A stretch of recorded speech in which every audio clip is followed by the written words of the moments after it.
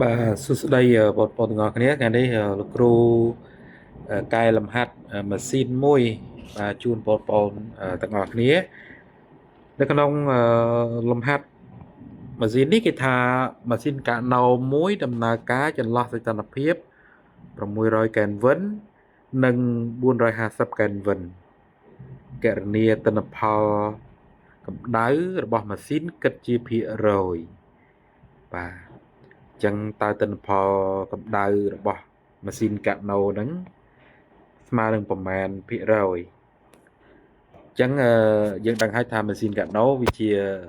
ម៉ាស៊ីនទ្រឹស្ដីមួយបាទដែលមានទិន្នផលអតិបរមាចឹងតើយើងអាចគណនាទិន្នផលរបស់វាបានតាមរយៈរូបមន្តដូចម្ដេចបាទចឹងឥឡូវគ្រូដាក់ដំណោះស្រាយ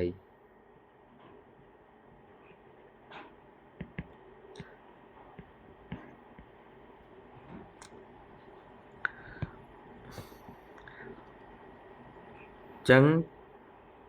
គណនា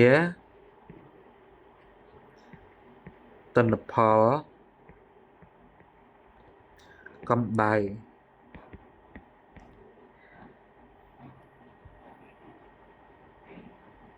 យើងតាមរូបមន្តរបស់យើង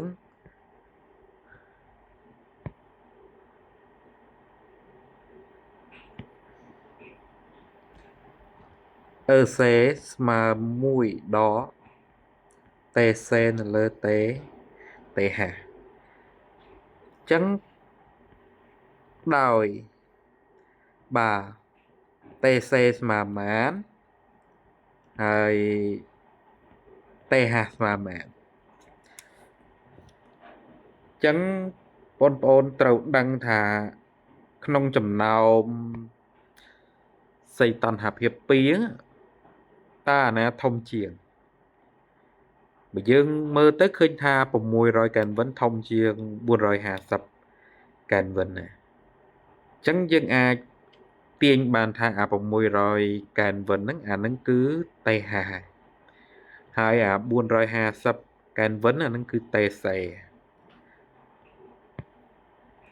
អញ្ចឹង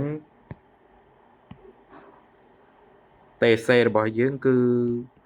450 Kelvin ហើយតេហារបស់យើងគឺ600 Kelvin គេបានអឺសេស្មើ1ដកតេសេ450ចែកឲ្យ600អញ្ចឹងយើងចែកទៅយើងឃើញ0.25ប៉ុន្តែនៅក្នុងប្រធានយើងហ្នឹងគេឲ្យយើងគណនាទិន្នផលដោយគិតជាភាគរយអញ្ចឹងដើម្បីគិតជាភាគរយគឺត្រូវគុណនឹង100%បាទដើម្បីគិតវាជាភាគរយវិញណាបាទអញ្ចឹងវា0.25គុណនឹង100%មកពេលនោះយើងគិតជាភាគរយបានហើយអញ្ចឹងឃើញ25%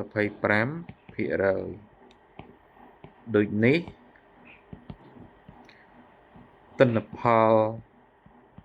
កម្ដៅ